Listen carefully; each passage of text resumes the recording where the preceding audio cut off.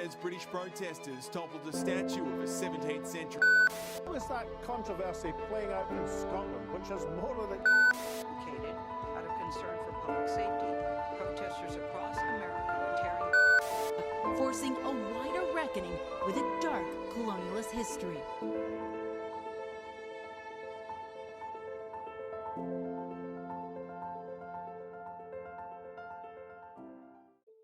Monument wars, or the destruction of monuments, is part of decolonization in various parts of the world. Monument wars then occur almost in some countries in the world, ranging from Europe, America, and Australia. In Indonesia, the destruction of the monument with anti-colonialism pretext also occurs since the colonial period to the independence.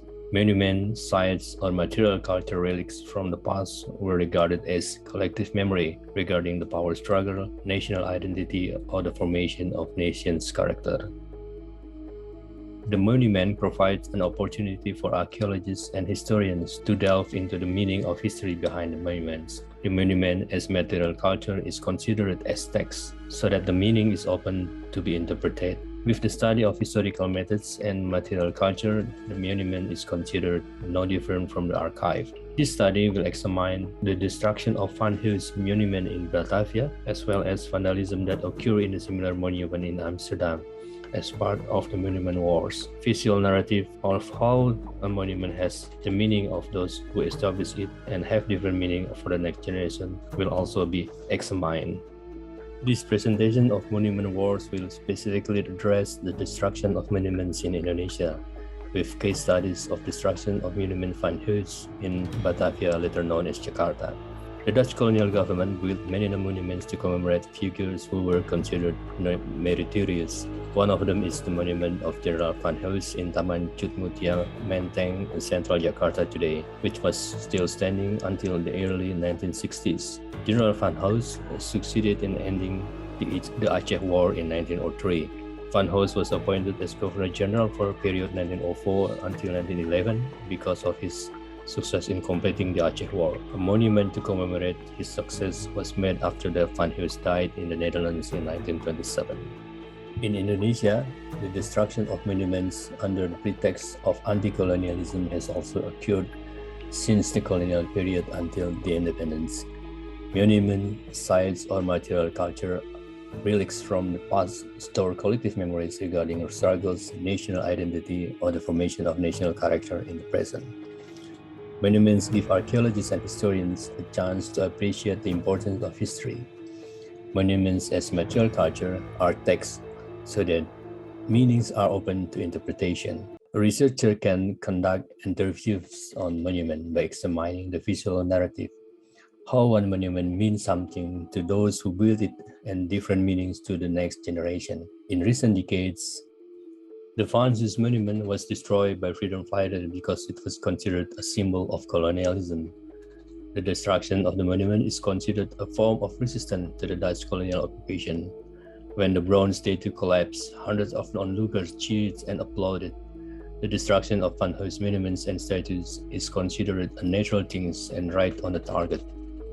Nationalists views the statue and monument as an insult to the honor of Indonesian people. However, the basic of the work that Van Heutsz left after leaving as Governor General was only aimed at financial gain for the benefit of modern capitalism for Dutch private companies who made for maximum profits. The destruction of this monument is the main study from the point of view of the monument as material culture. This theory in material culture will pave the way for interpretation of the Van Heutsz monument destruction event to answer the key question: was the destruction of monument appropriate? Can a monument containing historical value in it be simply destroyed in the name of nationalism?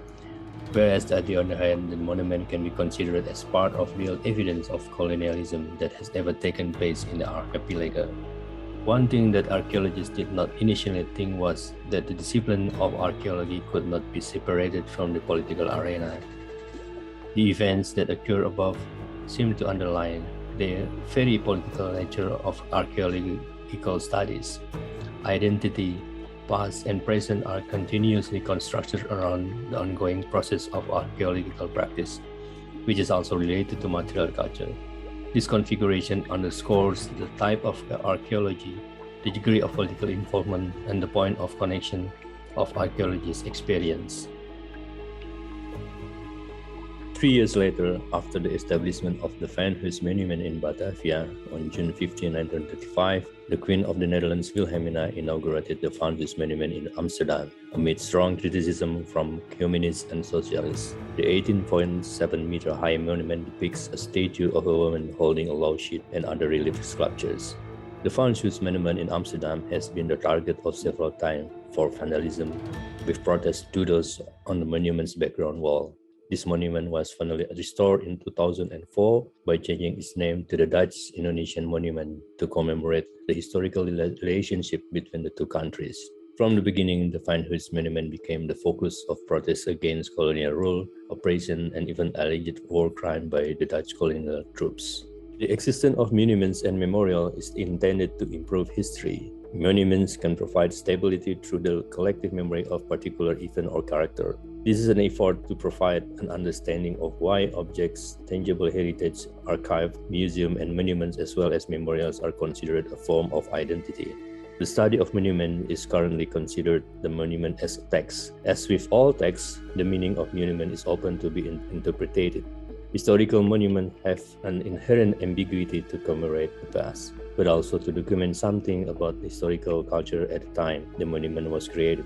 So it is not surprising that there are different perceptions or perspectives of people who live in different times. Monuments that were built during the colonial period were a manifestation of the colonial society at the time for its colonized nations. Meanwhile, the independent community then had their own interpretation of the monument building, which was considered arrogant and was part of the form of colonialism in the past. Monuments are very strong because of their nature as absolute markers of memory and history. In other words, they can evoke feelings through the materiality of the monument and its shape, which symbolizes the social narrative of an event that is conveyed to the public. Alois Riegel, for example, also argued that the appearance of modern monuments depended on a combination of different judgments, historical value and life value, which include accompanying temporal signs, such as damage or incompleteness as a result of everyday events that contribute to change. Since the Neolithic times, monuments and memorials have been part of the landscape of the past and present. The appearance of material culture very clearly shows significant strengths. There are two main aspects regarding monuments, namely what signifies or what can be interpreted to signify. The presence of monuments as a material culture is closely related to groups, nation-states, and so on with regard to identity of a nation. The main concept is memory, although it is at the center of debate that alienation is associated with modernity. Of course, there are many cultures in the past and present that don't need to openly address their identities in this way. According to Roland, it is an exclusive culture without history in the modernist sense and is documented archaeologically and ethnographically. Monuments and memorials, however, have some influence over oppression in historical discourse, shaping feelings about the past in both definite and figurative ways. On the other hand, many writings about memory or memories of the past tend to show natural discourse to people without historical knowledge.